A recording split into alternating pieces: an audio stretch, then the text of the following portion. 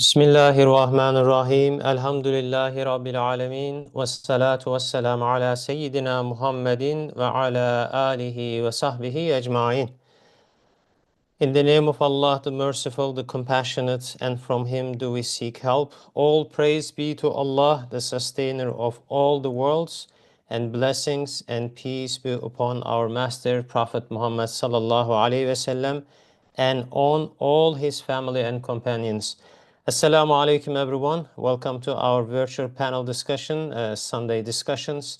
Inshallah, we are continuing with our topic.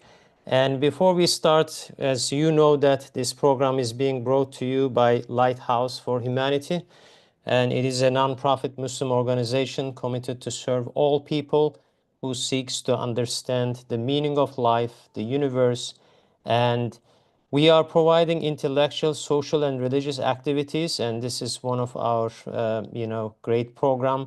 Inshallah, will provide some spiritual guidance through these intellectual talks, inshallah. In which these programs we are, unfolding through the tafsir, which was written by the Bediüzzaman Said Nursi, Risale-i Nur collection, and these are based on the Quran, Hadith, and interpretation. So today in our panel discussion, our panelists, Professor Colin Turner from UK and Professor Hikmet Budak from US. So we have also some guest speakers, Mustafa Polat, Nazif Hojam, and any brothers who would like to, contribute, you are more than welcome. Last time, the place we left, okay, inshallah, let me stop here. So there was two important statements. I think this was the place where we left. I would like to read first from the original text, and inshallah we can come back and ask the opinions of our panelists. Bismillahir Rahmanir Rahim. And I want to go a little bit. Okay. Okay. There are two statements which, Bismillah. According to the principles in the Quran, all immorality and instability in the social life of men proceeds from two sources. These two sources, what are they? The first, once my stomach is full, what do I care if others die of hunger? The second, you work and I will eat.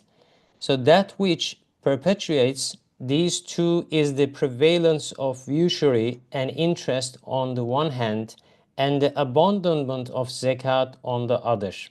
The only remedy able to cure these two awesome social diseases lies in implementing zakat as a universal principle and in forbidding usury. Zakat is a most essential support of happiness, not merely for individuals and particular societies, but for all of humanity. There are two classes of men, the upper classes and the common people. It is only zakat that will induce compassion and generosity in the upper classes toward the common people, and respect and obedience in the common people toward the upper classes.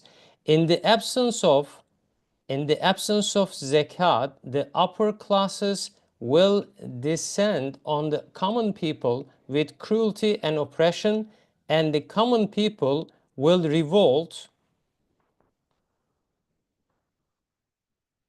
against the upper classes in rancor and rebellion. There will be a constant struggle, a persistent opposition between the two classes of men. It will finally result in the confrontation of capital and labor, as it happened in Russia. O people of nobility and good conscience, O people of generosity and liberality, if acts of generosity are not performed in the name of zakat, there are three harmful results. The act may have no effect, for if you do not give in the name of Allah, and you are in effect imposing an application and imprisoning some wretched pauper with a sense of obligation. then you will be deprived of his prayer, a prayer which will be most acceptable in the sight of Allah. In reality, you are nothing but an official entrusted with the distribution of Allah Almighty's bounties among His servants. But if you imagine yourself to be the owner of wealth, this is an act of ingratitude for the bounties you have received. If, on the contrary, you give in the name of zakat, you will be rewarded for having in the name of Allah Almighty.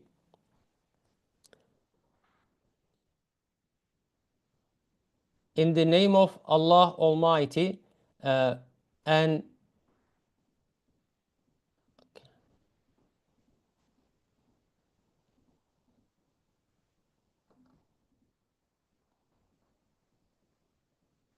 will have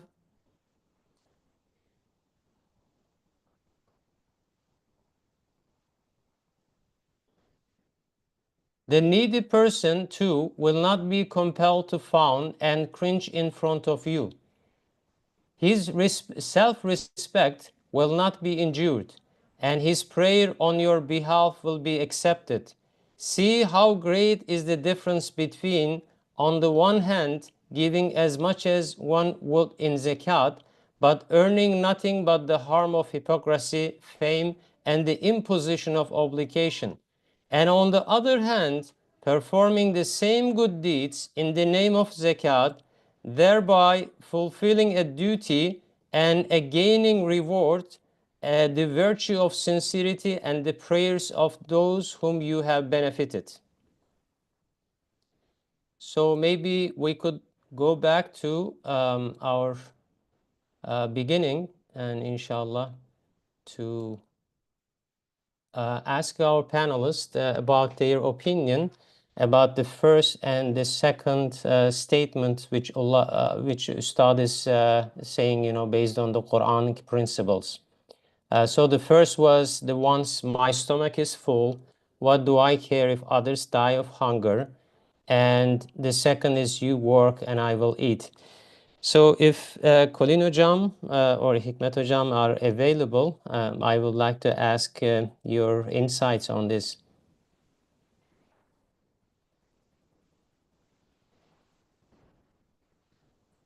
Colin abi, it's your turn, please. I was going to say, I think we're both available, but okay, I can go first this time because I know the least about these issues when it comes to economics. Actually, if Nazif is here, he's probably a better option than me. But I will say one thing. Once my stomach is full, what do I care if others die of hunger is I think an indication of the need for compassion and also the obligation of zakat for those who have. You work and I'll eat is, I think, an indication, maybe obliquely, to the issue of usury. In other words, making money from money, making money not from work, but making money from making people pay you, whether it's in the form of interest. And I know that usury is not confined to interest, but generally, sort of traditionally and colloquially, that's how we understand it. And so both of these things are really central to the Quranic idea of true, not equality or equity in the sense that it's understood, but true fairness in society. The problem with cutthroat capitalism is that people can become extremely, extremely rich without paying anything back to society, without helping. Zakat, Islam is not against people being wealthy. What Islam is against is people not realizing that their wealth is not from them and that they have to pay from their wealth for the sake of others. So paying zakat actually is not what you're paying. It's not your money that you pay when you pay zakat. It's money that's been bestowed on you through Allah's generosity. And therefore, when we do pay our zakat, if you are liable for zakat, we shouldn't see it as money that we're paying. It's money that's bestowed on us. And also, we're not supposed to make money out of nothing. In other words, you work and I'll eat. I'll sit down, I'll lend you my money, you pay me back these exorbitant interest rates, and I'll just sit there and, I'll eat, you work. So I think these are both oblique references and to these two issues, zakat and riba. It's interesting actually that Ustad always the realist is not going down the line of as we see in secular life, as we see in secular societies, either it's cutthroat capitalism or it's an attempt by various ideologies to make everything the same and to equalize everything, which is absolutely impossible.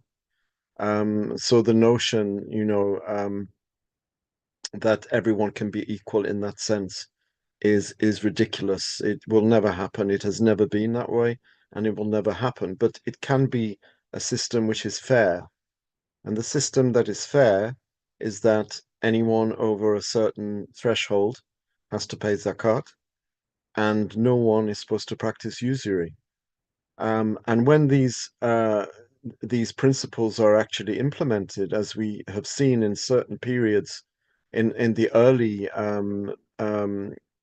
generations of Islam, zakat was given and usury was forbidden. In actual fact, there was a time when they couldn't actually find anyone that was able to actually be a recipient of zakat. There are anecdotes which talk about those situations in which the zakat was there to be given, but they couldn't find anyone to give it to.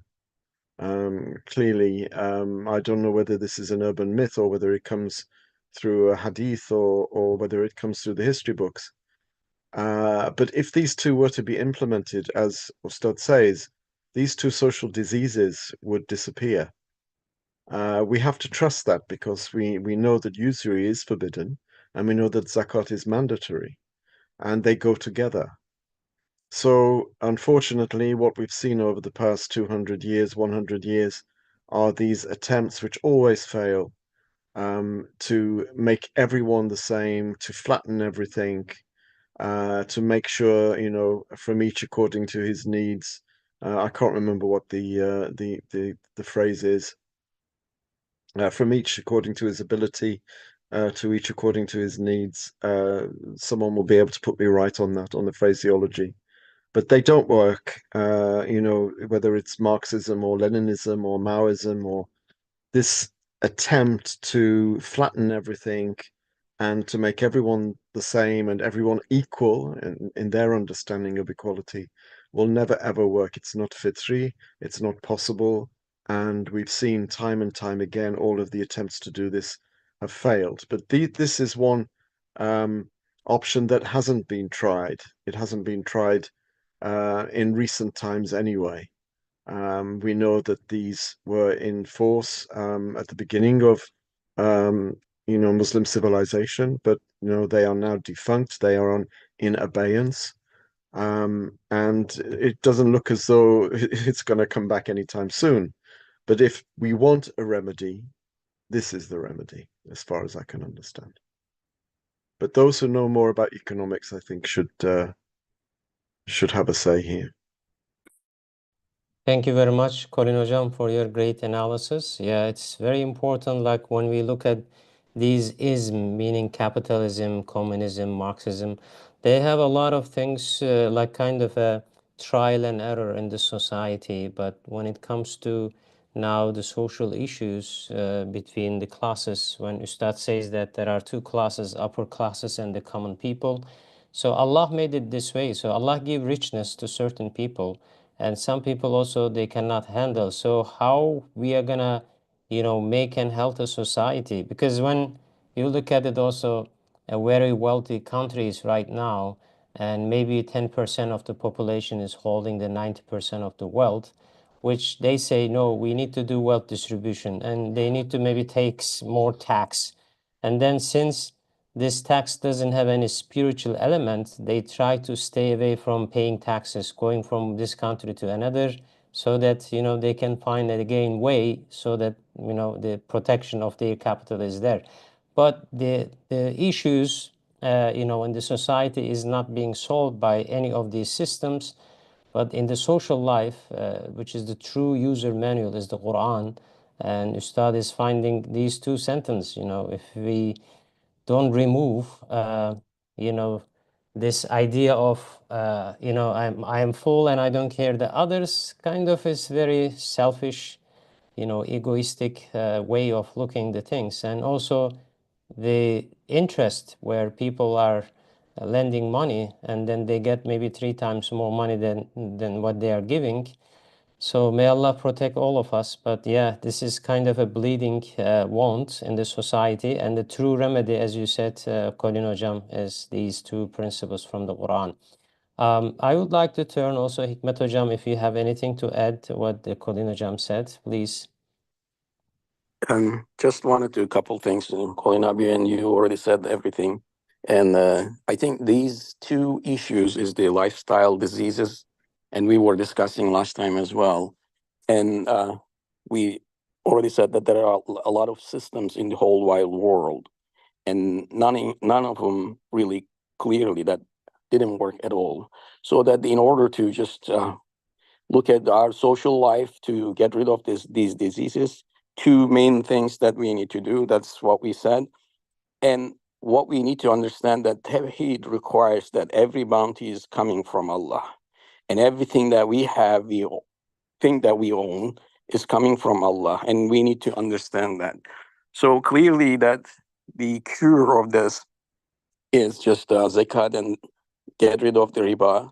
If you don't give the zakat, last week that we were discussing, whatever you were giving, if you don't just give that, whatever you order to give, it is going to be either waste, something is going to happen, you are going to waste that money or anything that you have, or there's going to be some kind of musibah that is going to get rid of those things if you don't give the zakat.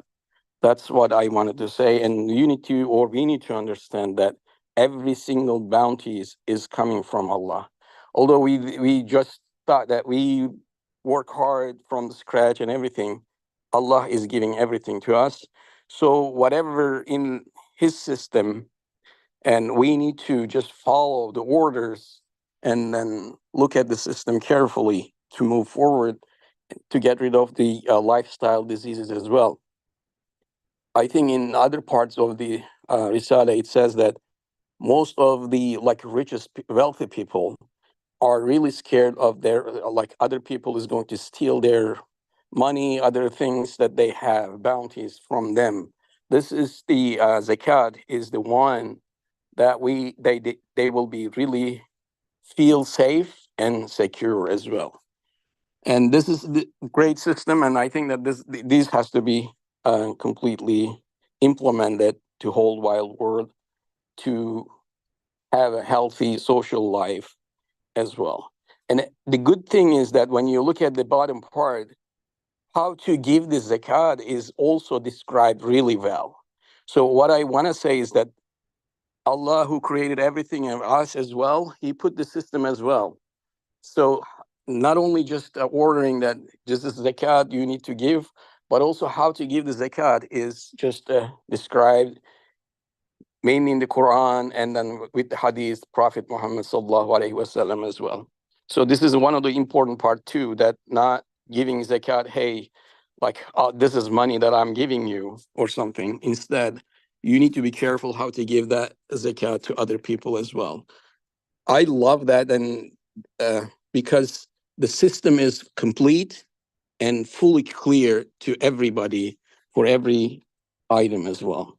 And riba is now that we are struggling as well, that every countries are struggling because of the interest and other things as well. So I don't need to say anything about riba or interest. So this is all I can say right now. Thank you. Thank you very much, Hikmet Hocam. Yes, for the importance of zakat, you know, like clarity also, who are eligible for zakat, and you know how we are gonna make the bridge within the society. This is very critical.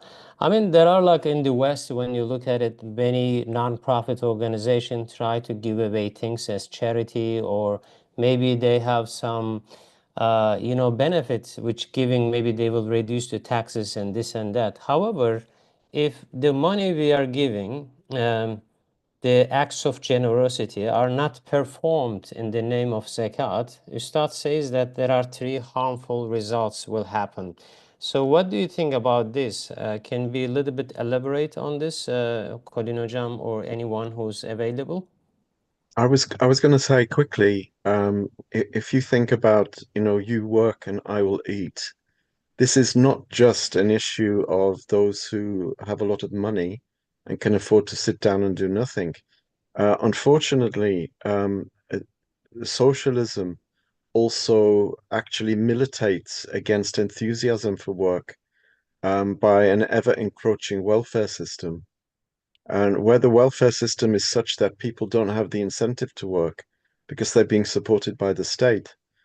Um, so when the welfare system is such that, you don't really feel the need to get a job because the state will support you and you can play the system. For example, the more children you have, the more benefit you receive.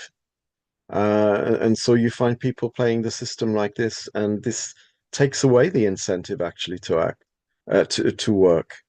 So it's not just rich people sitting idle, it's also people that are being propped up by the system when they can actually eat. I mean, in this country alone, in the UK, there are an estimated 2 million people of working age who can work but won't work because they're relying on state handouts for various reasons. Um, so this is another danger, when people are trying to be kind, as you said, Mustafa, where there is no spiritual input. Sorry, Hikmat, maybe you both said it. Where there is no spiritual input, where there is no spiritual, um, how can you say, foundation to people's actions and behaviors, then when you're trying to be nice to people ideologically, and there's no spiritual input, then you end up actually harming them. So trying to be kind to people by giving them handouts, by benefits, making it very easy to avoid work, then you're not doing anyone any favors at all. And you're actually causing more problems than you're trying to solve. Yeah, very good. Thank you, Colin Hocam. Can And I also like yes, quick point? anyone? Yes. Um, Another quick point. Thank you, Colin Abi. The I was thinking about like why these, systems or solutions like human beings try to put in place for some of those social issues don't work. And like what comes to my mind is like first, like some of the people who are trying to solve these problems, they have their own agenda and like they are trying to help themselves or their social class or whatever. And another thing is like even with good intentions, human beings have limited understanding and limited knowledge. So why do we believe what Quran offers is the solution? The reason for that is like we believe that Quran comes from Allah Subhanahu wa Taala, and uh, Allah is all knowing. I mean, His knowledge is not limited, and He is the most fair, Adil. So, and He is the one who created the human beings, and He's the one who knows like their shortcomings the best, the human beings' shortcomings. So when we think about this, like this, of course, like whatever he's offering us as solution will be the best solution, of course.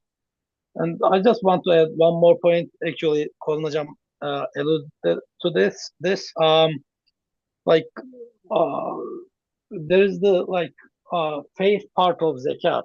I mean, it's not a just act of giving. Like it teaches us that like I give like 1 out of 40 of my cash because Allah orders me to do. But like when I give that, I remember that the other 39 parts doesn't belong to me. It belongs to Allah subhanahu wa ta'ala, and I belong to him. So like whatever he says, I do it. So it like gives us that belief that we and everything we own are owned by Allah subhanahu wa ta'ala, and we have to try do everything in accordance with his orders. Thank you very much, Fatih Hocam. Very great insights.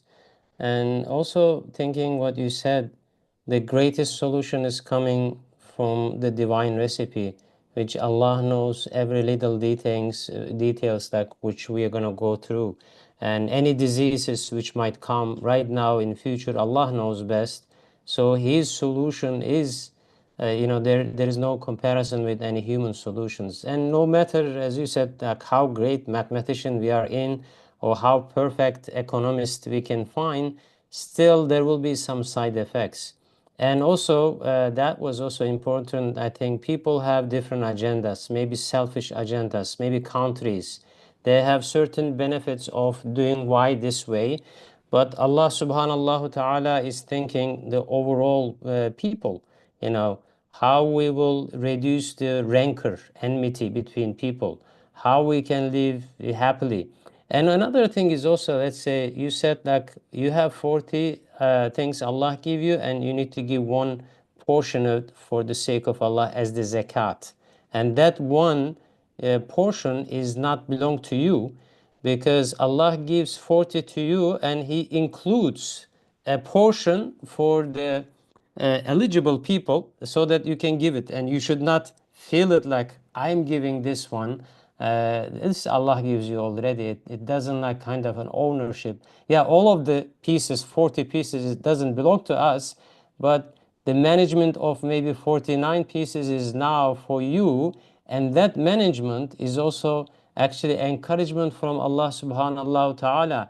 If you always keep it without making that money work, every year it's gonna reduce. Meaning, if Allah give you the ni'mah, bounty, and you don't use it, then Allah is taking and bring you to the level of common people. So if wealthy people, one person has 40 kilograms of gold, if he just keeps it, that one, every year he has to give like 2.5% of it. And then, but if he takes it and make it like a factory, or make that money working and employing other people, then this is another scenario, right? So I think it's one of the greatest system, this what Quran is solution in our time right now. It's the best solution. And may Allah also give us a strength and also faith to follow truly. But unfortunately, our financial system is got stuck with like what we are having as a sicknesses. And hopefully the people who are knowledgeable and in actually power, they can understand and use these things. So I think we have one brother who raised his hand. Please, yeah, we would like to hear, brother, I think from... Yes, brother. AV, I think you're muted. Can you unmute? And if you have any question, brother AW, I think brother Yahya, maybe. Okay. Yes, I think you. Okay, Yes. Selamun Aleyküm. Selamun Alaikum Aleyküm. salam. Yes, please. Yeah, I would like to add something from Üstad. Firstly, maybe you know that disputations in Turkish we called münazarat, right? When Yes. Üstad explained about the Medresetü Zehra situation, and as you know, he is mentioned about the zakat.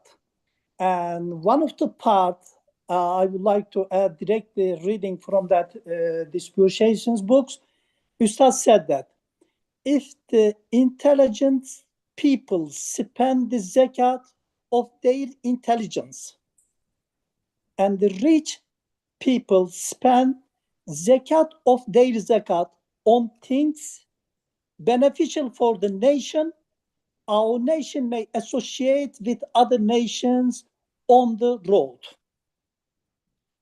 So from here, we easily understand that the main problem in Islamic society, in Islamic countries problem, the main reason, according to that explanation, this problem, the main reason for this problem in Islamic societies is that they not live through Islam and the righteousness worthy of Islam. This is the main problem for the Islamic countries.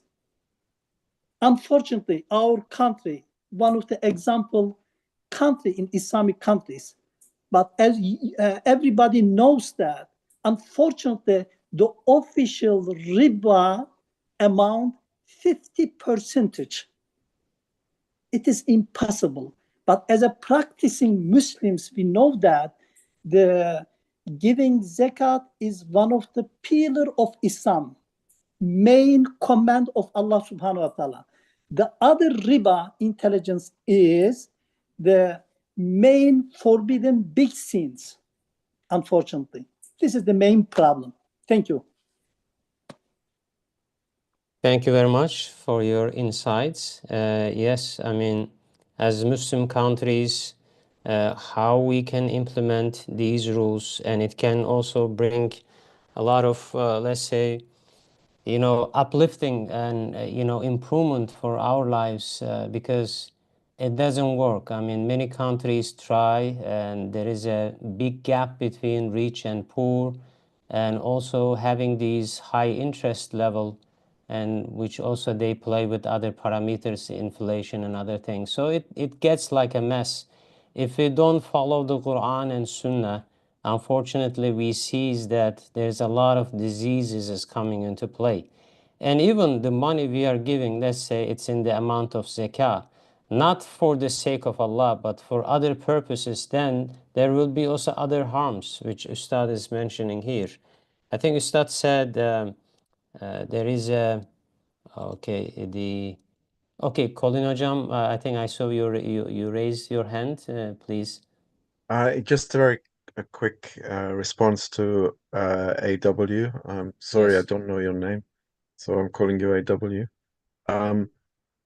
It's quite clear, he's saying that the problem that we have as Muslims is that we're not practicing Islam, and we're talking about Islamic countries and Islamic states, which are all part of the nation state system, and they are embedded in the globalist system, which is basically liberal secularism.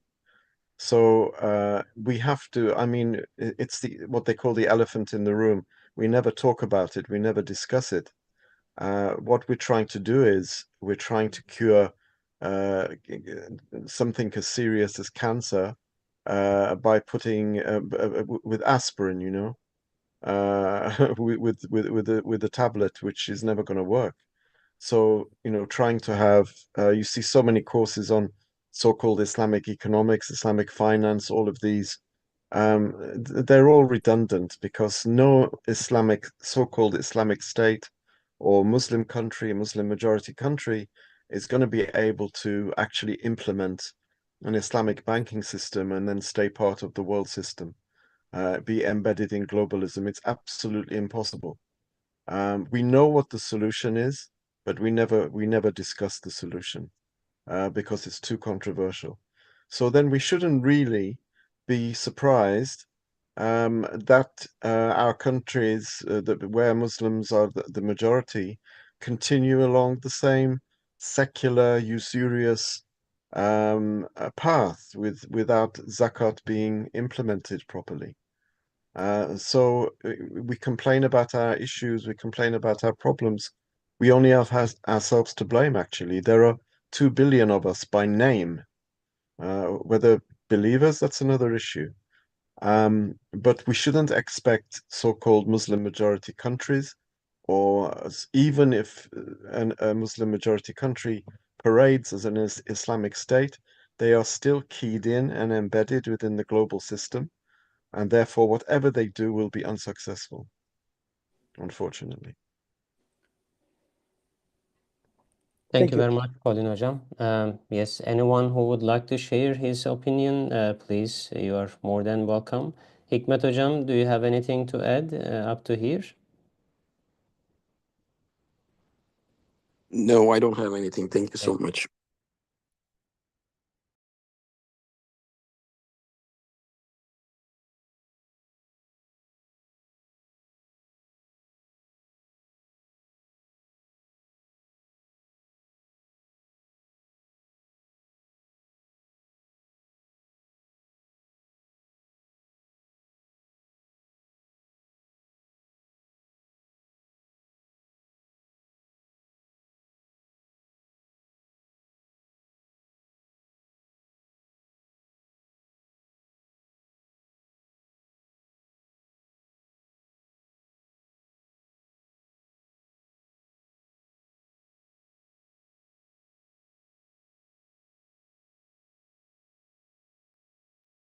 Did we lose our moderator? Is his internet, I think, having a problem?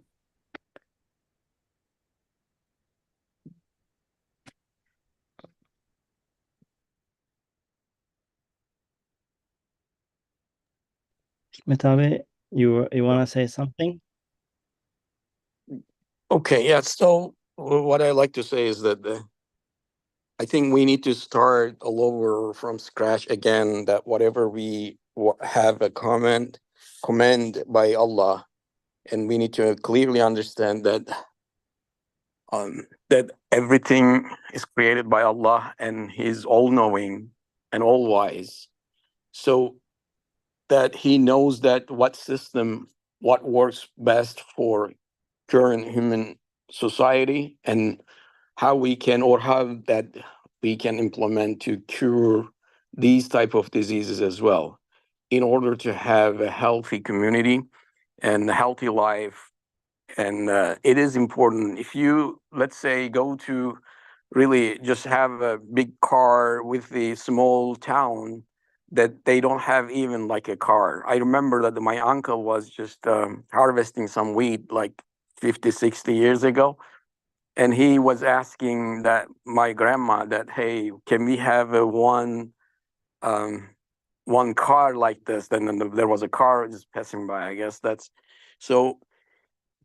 What is going to happen is that the curse that we are talking about, like in the past 2 weeks, and Gupta is another thing. Gupta is maybe okay, but the curse and is going to start burning that people's mind as well, and social life too. And when we say that there are two important diseases that we have in the current life, is just okay, yeah, that my stomach is full, I don't care others. You cannot say that, because but believe me that they are in Ishtad as well saying in different places. Remember that if you have some people and wealthy people, they are really scared of some others, that they are going to steal their bounties or just cars. Or this is just an example, the cars and everything. So this is really important part that we need to be really careful. And in order to have a social life, healthy social life, instead of just implementing something that I don't care others, that I, as long as I am happy. You cannot be happy, because we are, as we know, that we have a great social life, and you cannot be all alone only with your family. When you have people struggling around you or close to you or in your city, in your neighborhood, it is going to eventually hurt you, or you are going to be scared that they're losing a lot of things. And the other parts is the social, they are going to start stealing.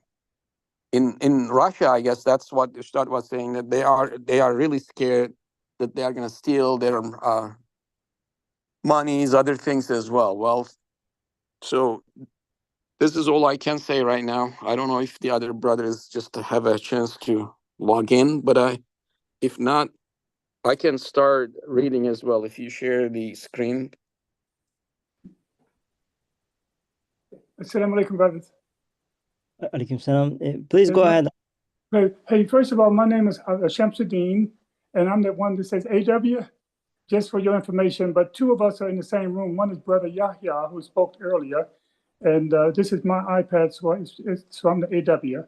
And what I would like to say in regards to what we were talking about, especially the part about riba and interest and governments and Muslim governments on tied into the global economic system, which includes interest, right, and riba and all of that. There is a hadith that in the English translation, it said that there was a time was going to come when none of us would be exempt from being consuming interest, riba. And that even if you try to avoid it, the dust of the riba will fall upon you. And we can see that as a true reality in this day and time, where even those who are trying to avoid riba interest, we are still affected by it one way or another. We had a discussion with some ulama a few years ago, and they were talking about interest, and they were showing us that even if you say, I don't deal with riba, I don't deal with interest, but your salary, you work for companies, the companies that you deal with consume riba, and they are paying you the salary from the riba, or the activities of the companies that we work for involves riba. So we are involved in that process, although it is not our intention to do it ourselves.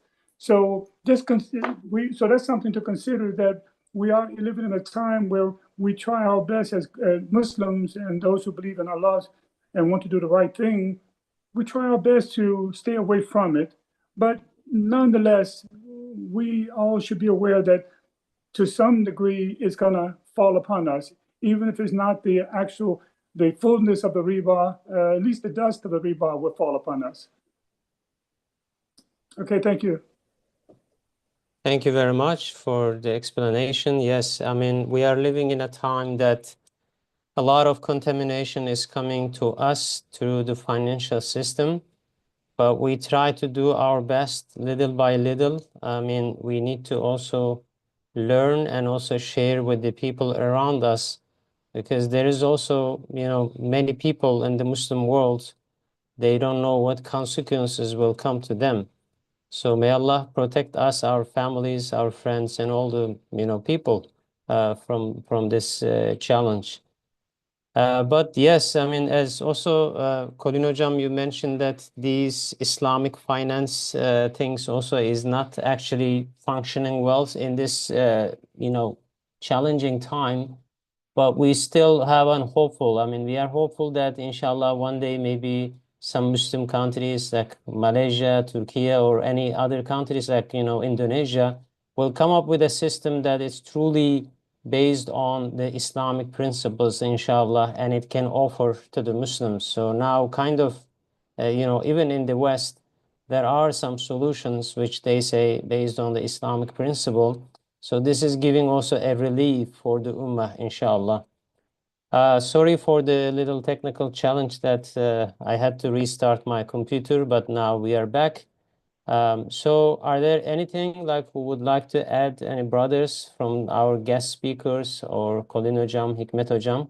Or if not, we also wanted to touch a little bit the harmful results if the zakat is not given for the sake of zakat, but for other purposes.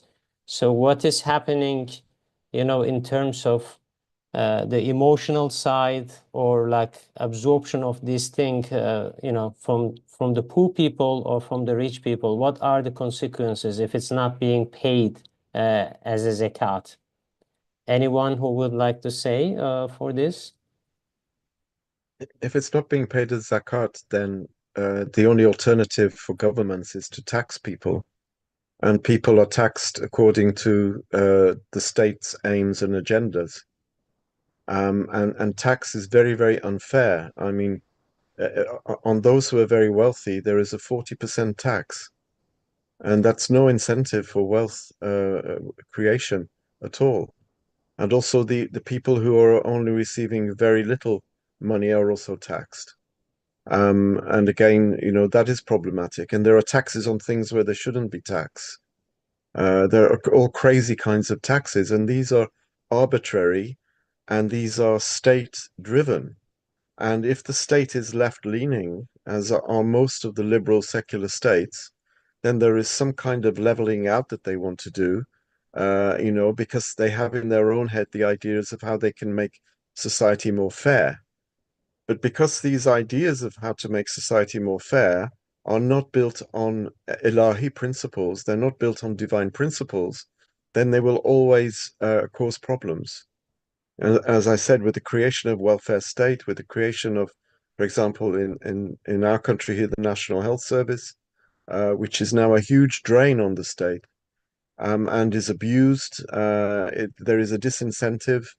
There is also the breakup of the family, which again is there is an agenda behind that. Means that people become individualized and dependent on the state.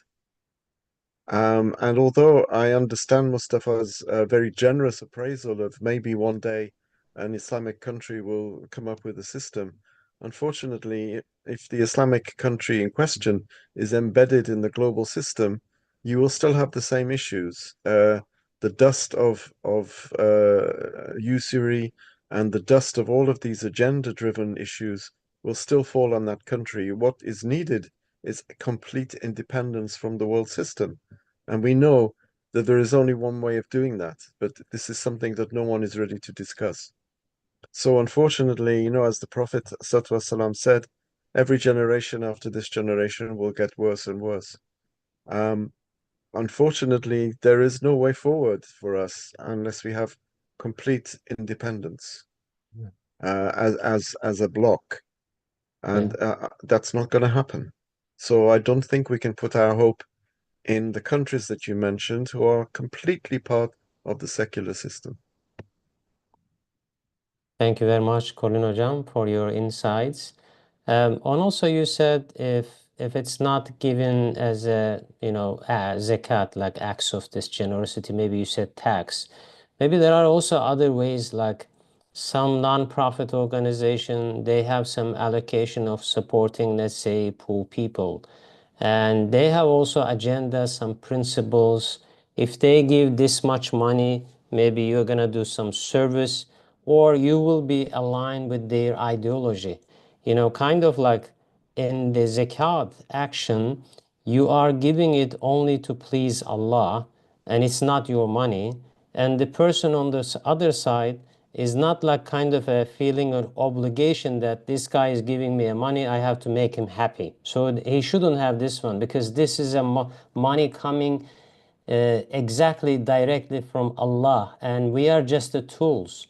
So if we give a sense of that giver and taker is not having any conflicting obligations or oppression from upper to down, then this becomes a healthy. Otherwise, the wealthy people or wealthy non-profit organization may channel the society.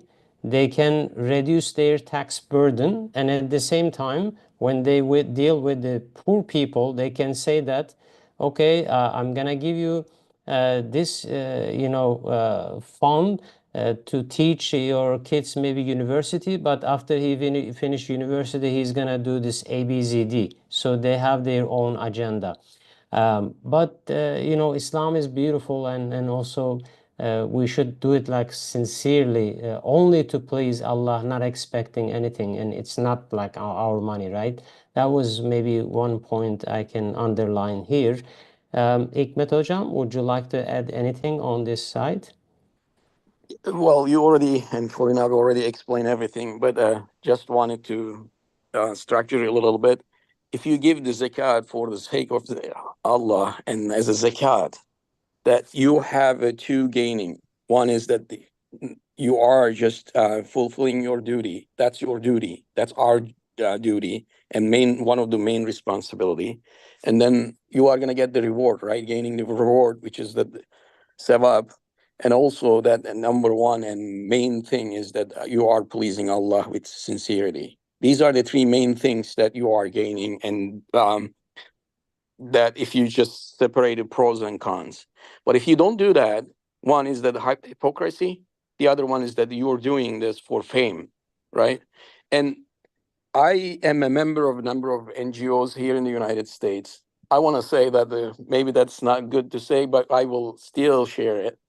When some people just donate a lot of money to the NGOs, and when they came or when they come to the NGO meetings, and everybody just say, "Hey, this is the guy who gave or donated a lot, or put a lot of money," and when they are coming, they wanted to sit in front of everybody and then just have a big voice.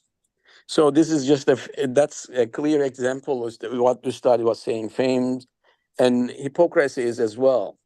So these are the two last thing, or the big things that you are just having, hypocrisy and fame. That is just if you say the pros and cons of this, if you are giving the zakat, because you are ordered and you know that it's coming from Allah. Everything is, all the bounties are coming from Allah, and all knowing and all wise, and He knows everything, and He is doing everything with the hikmah. So that means that if He's ordering that, doing this, and we are going to do that, which is like our duty, our one of main responsibilities, that to give the zakat. That's it. There's no question, and it's coming from Allah. And when you do that, you have an extra credit. Think about it. That's what I say for the students. You are going to get extra credit. This is something extra credit. You are completing your duty, but you are also getting reward. You are also pleasing Allah, and this is extra credit. That's what I wanted to say, and this is all I can say right now. Thank you very much, Hikmet Hocam. I mean, it's also very important, in addition to what we were saying, the poor people prayers to Allah. So if without having any obligation or oppression, if he raise his hands to Allah and saying that, "Oh Allah, give barakah to this person. He gave me zakah, he gave me this and that to please you only," and then that dua is, Ustad is saying that a prayer which will be the most acceptable in the sight of Allah. But if we put kind of an other agenda items or fame or hypocrisy, as you said, Hikmet Hocam, then kind of that sincerity of dua from the other side may not come, because maybe the guy can think that he already get paid, you know.